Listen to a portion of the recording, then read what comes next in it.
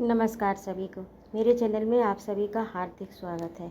आज मैं उपस्थित हूँ प्रसिद्ध कथाकार उपन्यासकार मुंशी प्रेमचंद्र का उपन्यास गबन का दूसरा भाग लेकर। जागेश्वरी बोली, भला इस तरह कहीं बहू बेटियाँ विदा होती हैं? कैसी बात कहती हो बहू? जालपा, मैं उन बहू बेटियों में नहीं हूँ। जालपा, मैं उन बहू बेटियों में नहीं हूँ। मेरा जिस वक्त जी चाहेगा जाऊँगी, जिस वक्त जी चाहेगा आऊँगी। मुझे किसी का डर नहीं है। जब यहाँ कोई मेरी बात नहीं पूछता तो मैं किसी को अपना नहीं समझती। सारे दिन अनाथों की तरह पड़ी रहती हूँ, कोई झांकता तक नहीं। मैं चिड़िया नहीं हूँ जिसका पिंजड़ा दानी पानी रखकर बंद कर दिया जाए, जिसका पिंजड़ा दाना पानी रखकर बंद कर दिया जाए। मैं भी आदमी हूँ। अब इस घर में मैं क्षण भर न रुकूंगी। अब इस घर में मैं क्षण भर न रुकूंगी। अगर कोई मुझे भेजने न जाएगा तो अकेली चली जाऊंगी। राह में कोई भेड़िया नहीं बैठा जो मुझे उठा ले जाएगा, और उठा भी ले जाए तो क्या गम, यहाँ कौन सा सुख भोग रही हूँ। राम ने सावधान होकर कहा, आखिर कुछ मालूम भी तो हो कि क्या बात हुई। रमा ने सावधान होकर कहा, आखिर कुछ मालूम भी तो हो कि क्या बात हुई। जालपा, कुछ बात नहीं हुई, अपना जी है, यहाँ नहीं रहना चाहती। रमानाथ, भला इस तरह जाओगी तो तुम्हारे घर वाले क्या कहेंगे? कुछ यह भी तो सोचो। जालपा, ये सब कुछ सोच चुकी हूँ और ज़्यादा नहीं सोचना चाहती। मैं जाकर अपने कपड़े बांधती हूँ और इसी गाड़ी से जाऊँगी। यह कहकर जालपा ऊपर चली गई। रमा भी पीछे पीछे ये सोचता हुआ चला गया कि इसे कैसे शांत करूँ। जालपा अपने कमरे में जाकर बिस्तर लपेटने लगी। रमा ने उसका हाथ पकड़ लिया और बोला, तुम्हें मेरी कसम, जो इस वक्त जाने का नाम लो। जालपा ने त्योरी चढ़ाकर कहा, तुम्हारी कसम की हमें कुछ परवाह नहीं। उसने अपना हाथ छुड़ा लिया और फिर बिछावन लपेटने लगी। रमा खिसियाना सा होकर एक किनारे खड़ा हो गया। जालपा ने बिस्तर बंद से बिस्तर को बांधा और फिर अपने संदूक को साफ करने लगी, मगर अब उसमें वह पहले सी तत्परता न थी। बार बार संदूक बंद करती और खोलती। वर्षा बंद हो चुकी थी, केवल छत पर रुका हुआ पानी टपक रहा था। आखिर वह उसी के बिस्तर के बंडल पर बैठ गई। बोली, तुमने मुझे कसम क्यों दिलाई? रमा के हृदय में आशा की गुदगुदी हुई। बोला, इसके सिवा मेरे पास तुम्हें रोकने का और क्या उपाय था? जालपा, तुम क्या चाहते हो मैं यहीं घुट घुट कर मर जाऊं? रमानाथ, तुम ऐसे मनहूस शब्द मुख से क्यों निकालती हो? मैं तो चलने को तैयार हूँ। न मानोगी तो पहुँचाना ही पड़ेगा। जाओ, मेरा ईश्वर मालिक है, मगर कम से कम बाबूजी और अम्मा जी से तो पूछ लो। बुझती हुई आग में तेल पड़ गया। जालपा तड़प कर बोली, वह मेरे कौन होते हैं जो मैं उनसे पूछूं? रमानाथ, कोई नहीं होते। जालपा, कोई नहीं? अगर कोई होते तो मुझे यूं न छोड़ देते। रुपया रखते हुए कोई अपने प्रियजनों का कष्ट नहीं देख सकता है। ये लोग क्या मेरे आंसू न पोंछ सकते? मैं दिन के दिन यहाँ पड़ी रहती हूँ, कोई झूठों भी नहीं पूछता। मोहल्ले की स्त्रियाँ मिलने आती हैं, कैसे मिलूं? ये सूरत तो मुझसे दिखाई नहीं जाती। न कहीं आना, न जाना, न किसी से बात, न चीत। ऐसे कोई कितने दिन तक रह सकता है? मुझे इन लोगों से अब कोई आशा नहीं रही। आखिर 2 लड़के और भी तो हैं, उनके लिए भी कुछ जोड़ेंगे कि तुम ही को सब दे दें। रमा को बड़ी बड़ी बातें करने का फिर अवसर मिला। मैं खुश था, कितने दिनों के बाद आज उसे प्रसन्न करने का मौका तो मिला। बोला, प्रिय, तुम्हारा ख्याल बहुत ठीक है, ज़रूर यही बात है। नहीं तो 2,500-3 हज़ार उनके लिए क्या बड़ी बात थी। 50,000 बैंक में जमा है, दफ्तर में तो केवल दिल बहलाने जाते हैं। जालपा, मगर हैं मक्खी चूस पल्ले सिर के। रमानाथ, मक्खी चूस न होते तो इतनी संपत्ति कहाँ से आती? जालपा, मुझे तो किसी की परवाह नहीं जी। हमारे घर किस बात की कमी है? दाल रोटी वहाँ भी मिल जाएगी। 2-4 सखी सहेलियाँ हैं, खेत खलिहान हैं, बाग बगीचे हैं, जी बहलता रहेगा। रमानाथ, और मेरी क्या दशा होगी जानती हो? घुल घुल कर मर जाऊंगा। जब से चोरी हुई मेरे दिल पर कैसी गुजरती है वह दिल ही जानता है। अम्मा और बाबूजी से एक बार नहीं लाखों बार कहा, जोर देकर कहा तो 2-4 चीज़ें बनवा ही दीजिए, पर किसी के कान पर जूं न रेंगी। न जाने क्यों मुझसे आंखें उधर कर ली हैं। जालपा, अब तुम्हारी नौकरी कहीं लग जाए तो मुझे बुला लेना। रामनाथ, तलाश कर रहा हूँ, बहुत जल्दी मिलने वाली है। हजारों बड़े बड़े आदमियों से मुलाकात है, नौकरी मिलते क्या देर लगती। हाँ, जरा अच्छी जगह चाहता हूँ। जालपा, मैं इन लोगों का रुख समझती हूँ। मैं भी यहाँ दावे के साथ रहूँगी। क्यों किसी से नौकरी के लिए कहते नहीं हो? रमानाथ, शर्म आती है किसी से कहते हुए। जालपा, इसमें शर्म की कौन सी बात है? कहते शर्म आती हो तो खत लिख दो। रमा उछल पड़ा। कितना सरल उपाय था, और अभी तक सीधी सी बात मुझे न सूझी। बोला, हाँ ये तुमने अच्छी बात बतलाई, कल जरूर लिखूँगा। जालपा, मुझे पहुँचाकर आना तो लिखना, कल ही थोड़े लौट आओगे। रमानाथ, तो क्या तुम सचमुच जाओगी? तब मुझे नौकरी मिल चुकी और मैं खत लिख चुका। इस वियोग के दुख में बैठकर रोऊंगा कि नौकरी ढूंढूंगा? नहीं, इस वक्त जाने का विचार छोड़ो। नहीं, सच कहता हूँ, मैं कहीं भाग जाऊँगा। मकान का हाल देख चुका, हम तुम्हारे सिवा और कौन बैठा है उसके लिए यहाँ पड़ा सड़ा करूँ। हटो तो जरा, मैं बिस्तर खोल लूँ। जालपा ने बिस्तर पर से जरा खिसक कर कहा, मैं बहुत जल्दी चली जाऊंगी। तुम गए और मैं आई। रमा ने बिस्तर खोलते हुए कहा, जी नहीं, माफ़ कीजिए, इस धोखे में नहीं आता। तुम्हें क्या, तुम तो सहेलियों के साथ बिहार करोगी, मेरी खबर तक न लोगी, यहाँ मेरी जान पर बनाएगी। इस घर में फिर कैसे कदम रखा जाएगा? जालपा ने एहसान जताते हुए कहा, आपने मेरा बंधा बंधाया बिस्तर खोल दिया, नहीं तो आज कितने आनंद से घर पहुंच जाती। शहजादी सच कहती थी, मर्द बड़े टोनहे होते हैं। मैंने आज पक्का इरादा कर लिया, चाहे ब्रह्मा भी उतर आए, पर मैं न मानूंगी। पर तुमने 2 ही मिनट में मेरे सारे मंसूबे चौपट कर दिए। कल खत लिखना जरूर, बिना कुछ पैदा किए अब निर्वाह नहीं है। रमानाथ, कल नहीं, मैं इस वक्त जाकर 2-3 चिट्ठियाँ लिखता हूँ। जालपा, पान तो खाते जाओ। रमानाथ ने पान खाया और मर्दाने कमरे में आकर खत लिखने बैठे, मगर कुछ सोच कर उठ खड़े हुए, एक तरफ को चल दिए। स्त्री का सप्रेम आग्रह पुरुष से क्या नहीं करा सकता। रमा के परिचितों में एक रमेश बाबू म्यूनिसिपल बोर्ड में हेड क्लर्क थे। उम्र तो 40 के ऊपर थी, पर वे बड़े रसिक। शतरंज खेलने बैठ जाते तो सवेरा कर देते, दफ्तर भी भूल जाते। न आगे नाथ न पीछे पगार। जवानी में स्त्री मर गई, दूसरा विवाह भी नहीं किया। उस एकांत में सिवा विनोद के और क्या अवलंब था? चाहते तो हजारों के बारे न्यारे करते, पर रिश्वत की कौड़ी भी हराम समझते थे। रमा से बड़ा स्नेह रखते थे, और कौन ऐसा निठल्ला था जो रात भर उनसे शतरंज खेलता। आज कई दिन से बेचारे बहुत व्याकुल हो रहे थे। शतरंज की एक बाजी भी न हुई। अखबार कहाँ तक पढ़ते। रमा इधर 2-1 बार आया बस, पर बिसात पर न बैठा। रमेश बाबू ने मोहरे बिछा दिए, उसको पकड़ कर बैठाया, पर वह बैठा नहीं। वह क्यों शतरंज खेलने लगा? बहू आई है, उसका मुंह देखेगा, उससे प्रेमालाप करेगा, किस बूढ़े के साथ शतरंज खेलेगा। कई बार जी में आया उसे बुलवाएं, पर यह सोचकर कि वह क्यों आने लगा, रह गए, कहाँ जाएं, सिनेमा ही देख आएं, किसी तरह समय तो कटे। सिनेमा से उन्हें बहुत प्रेम न था, पर इस वक्त उन्हें सिनेमा के सिवाय कुछ और न सूझा। कपड़े पहने और जाना ही चाहते थे कि रमा ने कमरे में कदम रखा।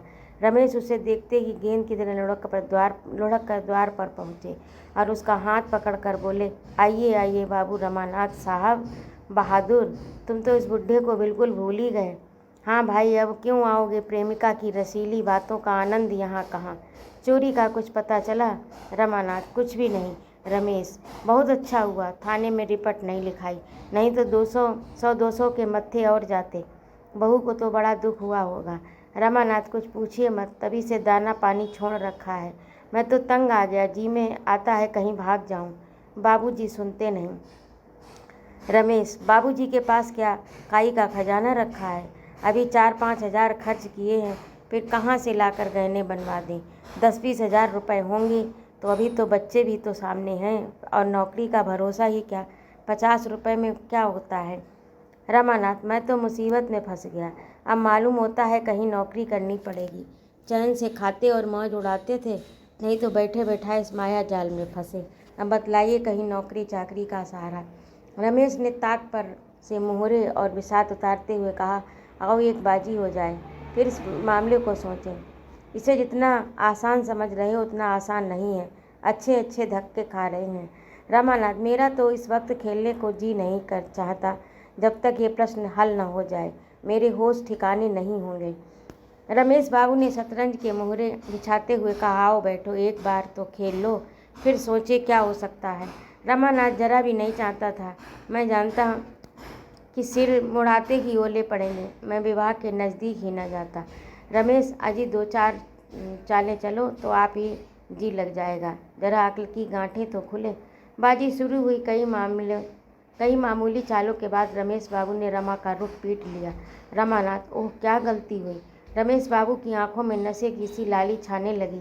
शतरंज उनके लिए शराब से कम मादक न था। बोले, होनी तो अच्छी हुई। तुम्हारे लिए मैं एक जगह सोच रहा हूँ, मगर वेतन बहुत कम है, केवल 30 रुपये। वह रंगी दाढ़ी वाले खां साहब नहीं हैं, उनसे काम नहीं होता। कई बार बचा चुका हूँ, सोचता था जब तक किसी तरह से काम चले बने रहें। बाल बच्चे वाले आदमी हैं। वह तो कई बार कह चुके हैं मुझे छुट्टी दीजिए, तुम्हारे लायक तो वह जगह नहीं है, चाहो तो कर लो। ये कहते कहते रमा का पीला मार लिया। रमा ने फीले को फिर उठाने की चेष्टा की। आप मुझे बातों में लगाकर मेरे मोहरे उड़ाते जाते हैं। इसकी सनद नहीं, लाओ मेरा फीला। रमेश, देखो भाई, बेईमानी मत करो। मैंने तुम्हारा फीला ज़बरदस्ती तो नहीं उठाया। हाँ, तो तुम्हें वह जगह मंजूर है? रमानाथ, वेतन तो 30 है। रमेश, हाँ वेतन तो कम है, मगर शायद आगे चलकर बढ़ जाए। मेरी तो राय है कर लो। रमानाथ, अच्छी बात है, आपकी सलाह है तो कर लूँगा। रमेश, जगह आमदनी की है। मियाँ ने तो उसी जगह पर रहते हुए लड़कों को MA LLB करा लिया। दो कॉलेज में पढ़ते हैं। लड़कियों की शादियाँ अच्छे घरों में की। हाँ, जरा समझ बूझ कर काम करने की ज़रूरत है। रमानाथ, आमदनी की मुझे परवाह नहीं, रिश्वत कोई अच्छी चीज़ तो है नहीं। रमेश, बहुत खराब, मगर बाल बच्चों वाले आदमी क्या करें। 30 रुपयों में गुजर नहीं हो सकती। मैं अकेला आदमी हूँ, मेरे लिए 150 काफ़ी है। कुछ बचा भी लेता हूँ, लेकिन जिस घर में बहुत से आदमी हों, वहाँ लड़कों की पढ़ाई हो, लड़कियों की शादी हो, वहाँ आदमी क्या कर सकता है। जब तक छोटे छोटे आदमियों का वेतन इतना ना हो जाए कि वह भल मनसाहत के साथ निर्वाह कर सके, तब तक रिश्वत बंद ना होगी। यही रोटी दाल घी दूध तो वह भी खाते हैं, फिर एक को 30 और दूसरे को 300 क्यों देते हो। रमा का फर्जी पिट गया। रमेश बाबू ने जोर से कहा मारा। रमा ने रोष के साथ कहा, अगर आप चुपचाप खेलते हैं तो खेलिए, नहीं तो मैं जाता हूँ। मुझे बातों में लगाकर सारे मोहरे उड़ा लिए। रमेश, अच्छा साहब, अब बोलूँ तो जवान पकड़ लीजिए। ये लीजिए शहर, तो तुम कल अर्जी दे दो। उम्मीद तो है तुम्हें ये जगह मिल जाएगी, मगर जिस दिन मिले मेरे साथ रात भर खेलना। रमानाथ, आप तो 2 ही मातों में रोने लगते हैं। रमेश, अजी वह दिन गए जब आप मुझे मात दिया करते थे। आजकल चंद्रमा बलवान है। इधर मैंने एक मानसिंह किया है, क्या मजाल की कोई मात दे। रमानाथ जी तो चाहता है कि दूसरी बाजी मात लेकर जाऊं, मगर देरी होगी। रमेश, क्या देरी होगी, अभी तो 9 बजे हैं, खेल लो, दिल का अरमान निकल जाए, यह सही और मात। रमानाथ, अच्छा कल की रही, कल ललकार कर 5 मातें न दी तो कहिएगा। रमेश, अजी जाओ, तुम मुझे क्या मात दोगे, हिम्मत तो है नहीं अभी। हिम्मत है तो अभी सही। रमानाथ, अच्छा जाइए, आप भी क्या कहेंगे, मगर मैं 5 बाजियों से कम न खेलूँगा। रमेश, 5 नहीं, तुम 10 खेलो जी। रात तो अपनी है, तो चलो फिर खाना खा लें, तब निश्चिंत होकर बैठे। तुम्हारे घर कहलाए देता हूँ कि आज यहीं सोएंगे, इंतज़ार न करें। दोनों ने भोजन किया, फिर शतरंज पर बैठ गए। पहली बाजी में 11 बज गए। रमेश बाबू की जीत रही। दूसरी बाजी भी उन्हीं के हाथ रही। तीसरी बाजी खत्म हुई तो 2 बज गए। रमानाथ, अब तो मुझे नींद आ रही है। रमेश, तो मुंह धो डालो, बरग रखी हुई है, मैं 5 बाजियां खेले बगैर सोने ना दूंगा। रमेश बाबू को यह विश्वास हो रहा था कि आज मेरा सितारा बुलंद है, नहीं तो रमा को लगातार 3 मात देना आसान न था। मैं समझ गए थे इस वक्त चाहे जितनी बाजियां खेलूं, जीत मेरी ही होगी। मगर जब चौथी बाजी हार गए तो ये विश्वास जाता रहा, उल्टे ये भय हुआ कि कहीं लगातार हारता ना जाऊं। बोले, अब तो सोना चाहिए। रमानाथ, क्यों 5 बाजियां पूरी न कीजिए। रमेश, कल दफ्तर भी तो जाना है। रमा ने अधिक आग्रह न किया। दोनों सोए। रमा यूं ही 8 बजे से पहले न उठता था, फिर आज तो 3 बजे सोया था। आज तो उसे 10 बजे तक सोने का अधिकार था। रमेश नियमानुसार 5 बजे उठ बैठे, स्नान किया, संध्या की, घूमने गए, 8 बजे लौटे, मगर रमा तब तक सोता ही रहा। आखिर जब 9:30 बज गए तो उन्होंने उसे जगाया। रमा ने बिभड़ कर कहा, नाहक जगा दिया, कैसी मज़े की नींद आ रही थी। रमेश, अजीब अर्जी देना है नहीं तुम्हें। रमानाथ, आप दे दीजिएगा। रमेश, और जो कहीं साहब ने बुलाया तो मैं ही चला जाऊंगा। रमानाथ, जो चाहे कीजिएगा, मैं तो सोता हूँ। रमा फिर लेट गया और रमेश ने भोजन किया, कपड़े पहने, दफ्तर चलने को तैयार हुए। उसी वक्त रमानाथ हड़बड़ाकर उठा और आंखें मलता हुआ बोला, मैं भी चलूँगा। रमेश, अरे हाथ मुंह तो धो ले भले आदमी। रमानाथ, आप तो चले जा रहे हैं। रमेश, नहीं, अभी 15-20 मिनट तक रुक सकता हूँ, तैयार हो जाओ। रमानाथ, मैं तैयार हूँ, वहाँ से लौटकर घर भोजन करूँगा। रमेश, कहता तो हूँ अभी आधे घंटे तक रुका हूँ। रमा ने 1 मिनट में मुंह धोया, 5 मिनट में भोजन किया, चटपट रमेश के साथ दफ्तर चला। रास्ते में रमेश ने मुस्कुराकर कहा, घर क्या बहाना करोगे, कुछ सोच रखा है? रमानाथ, कह दूंगा, रमेश बाबू ने आने नहीं दिया। रमेश, मुझे गालियाँ दिलवाओगे?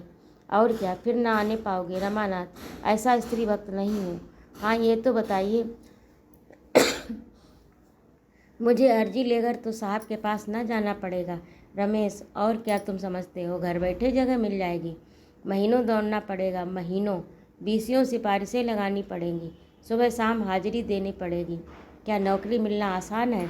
रमानाथ, तो मैं ऐसी नौकरी से बाज आया, मुझे तो अर्जी लेकर आते ही शर्म आती है। खुशामदें कौन करेगा? पहले मुझे क्लर्कों पर बड़ी हंसी आती थी, मगर वही बला मेरे भी सिर पर पड़ी। साहब डांट बांट न तो ना पाएंगे, साहब डांट बांट तो ना बताएंगे। रमेश, बुरी तरह डांटता है, लोग उसके सामने जाते हुए कांपते हैं। रमानाथ, तो मैं फिर घर जाता हूँ, ये सब मुझसे ना बर्दाश्त होगा। रमेश, पहले सब ऐसे ही घबराते, मगर सहते सहते आदत पड़ जाती है। तुम्हारा दिल धड़क रहा होगा ना कि जाने कैसे बीतेगी। जब मैं नौकर हुआ तो तुम्हारी ही तरह मेरी भी उम्र थी, शादी हुए 3 ही महीने हुए थे। जिस दिन मेरी पेशी होने वाली थी, ऐसा घबराया हुआ था मानो फांसी पाने जा रहा हूँ। मगर तुम्हें डरने का कोई कारण नहीं, मैं सब ठीक कर दूंगा। रमानाथ, आपको तो 20-22 साल नौकरी करते हुए होंगे। रमेश, पूरे 25 हो गए साहब, 20 बरस की तो रमेश, पूरे 25 हो गए साहब, 20 बरस तो स्त्री का देहांत हुए हो गए, 10 रुपये का नौकर हुआ था। रमानाथ, आपने दूसरी शादी क्यों नहीं की? तब तो आपकी उम्र 25 से ज़्यादा नहीं रही होगी। रमेश ने हंसकर कहा, बर्फी खाने के बाद गुड़ खाने को किसका जी चाहता है? महल का सुख भोगने के बाद झोपड़ा किसे अच्छा लगता है? प्रेम आत्मा को तृप्त कर देता है। तुम तो मुझे जानते हो, अब तो बूढ़ा हो गया हूँ, लेकिन मैं तुमसे सच कहता हूँ कि इस विधुर जीवन में मैंने किसी स्त्री की ओर आँख तक नहीं उठाई। कितनी सुंदरियाँ देखी, कई बार लोगों ने विवाह के लिए घेरा, लेकिन इच्छा न हुई। उस प्रेम की मधुर स्मृतियों में मेरे लिए प्रेम का सजीव आनंद भरा है।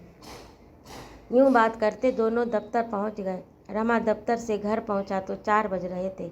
वह दफ्तर में ही था कि आसमान पर बादल घिर आए। पानी आना ही चाहता था, पर रमा को घर पहुँचने की इतनी बेचैनी हो रही थी कि उसे रुका न गया। हाथे के बाहर भी न निकल पाया था कि जोर की वर्षा होने लगी। आषाढ़ का पहला पानी था, एक ही क्षण में लथपथ हो गया। फिर वह रुका नहीं। नौकरी मिल जाने का शुभ समाचार सुनाने का आनंद इस दोंगड़े की क्या परवाह करता। वेतन तो केवल 30 रुपये थे, पर जगह आमदनी की थी। उसने मन ही मन हिसाब लगा लिया, कितना मासिक बचत हो जाने से वह जालपा के लिए चंद्रहार बनवा सकेगा। अगर 50-60 रुपये महीने भी बच जाएं तो 5 साल में जालपा गहनों से लद जाएगी।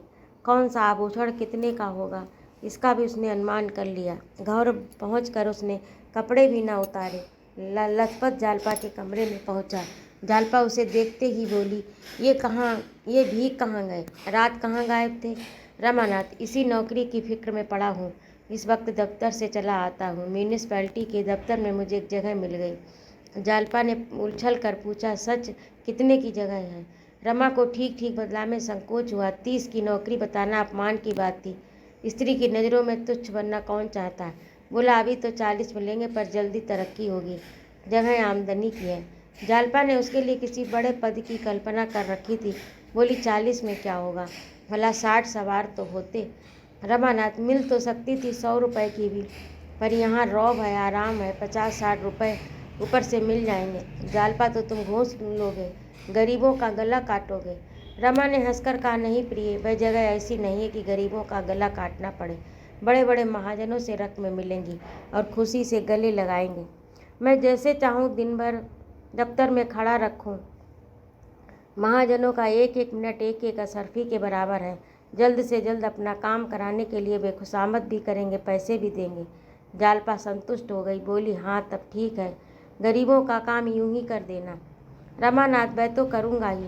जालपा अभी अम्मा जी से तो नहीं कहा, जाकर कह आओ। मुझे तो सबसे बड़ी खुशी यही है कि मालूम होगा कि यहाँ मेरा भी कोई अधिकार है। रमानाथ हाँ जाता हूँ, मगर उनसे तो मैं 20 ही बतलाऊँगा।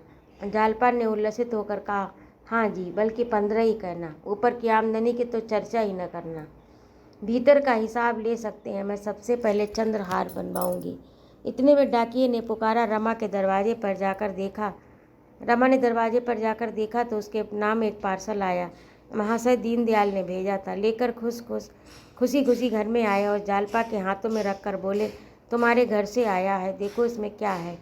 रमा ने चटपट कैंची निकाली, पार्सल खोला।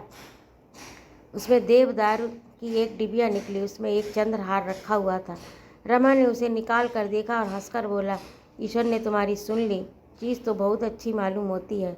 जालपा ने कुंठित स्वर में कहा, अम्मा जी को यह क्या सूझी, ये तो उन्हीं का हार है, मैं तो इसे न लूँगी। अब डाक का वक्त हो तो लौटा दो। रमा ने विस्मित होकर कहा, लौटाने की क्या ज़रूरत, मैं नाराज़ न होंगी। जालपा ने नाक सिकोड़ कर कहा, मेरी बला से रानी रूठेंगी, अपना सुहाग लेंगी, मैं अपनी दया के बिना भी जीती रह सकती हूँ। मैं उनकी दया के बिना भी जीती रह सकती हूँ। आज इतने दिनों के बाद उन्हें मुझ पर दया आई। उस वक्त दया ना आई थी जब मैं उनके घर से विदा हुई थी। उनके गहने उन्हें मुबारक हो, मैं किसी का एहसान नहीं लेना चाहती। अभी उनके पहनने ओढ़ने के दिन हैं, मैं क्यों बाधक बनूं। तुम कुशल से रहोगे तो मुझे बहुत गहने मिल जाएंगे। मैं अम्मा जी को ये दिखाना चाहती हूँ कि जालपा तुम्हारे गहनों की भूखी नहीं है।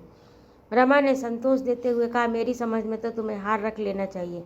सोचो उन्हें कितना दुख होगा। विदाई के समय ये दिन ना दिया तो अच्छा ही किया, नहीं तो और गहनों के साथ ये भी चला जाता। जालपा मैं इसे लूँगी नहीं, ये निश्चय है। रमानाथ आखिर क्यों। जालपा मेरी इच्छा है। रमानाथ इस शिक्षा का कोई कारण भी तो होगा। जालपा रुंधे स्वर में बोली, कारण यही है कि अम्मा जी इसे खुशी से नहीं दे रही हैं। बहुत संभव है कि इसे भेजते समय वह रोई भी हों, इसमें तो कोई संदेह नहीं। इनसे वापस कर उन्हें सच्चा आनंद होगा। देने वाले का हृदय देखना चाहिए। प्रेम से यदि वह मुझे एक छल्ला भी दें तो मैं दोनों हाथों से ले लूँ। जब दिल पर जब्र करके दुनिया की लाश से या किसी के धिक्कारने से दिया तो क्या दिया। दान भिखारिनियों को दिया जाता है, मैं किसी का दान नहीं लूँगी, चाहे वह माता ही क्यों न हो। माता के प्रति जालपा का ये द्वेष देखकर रमा और कुछ न कह सका। द्वेष तर्क और प्रमाण नहीं सुनता। रमा ने हार ले लिया और चारपाई से उठता हुआ बोला, जरा अम्मा और बाबूजी को तो दिखा दूं, कम से कम उनसे पूछ तो लेना चाहिए।